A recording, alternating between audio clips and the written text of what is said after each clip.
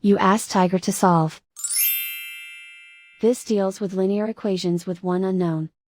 The final result is x equals 5/2. Let's solve it step by step.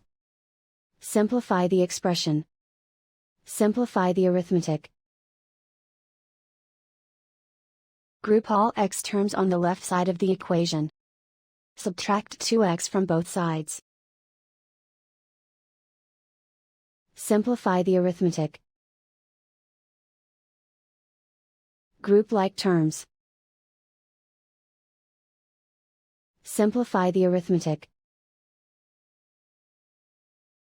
Isolate the x. Divide both sides by 6.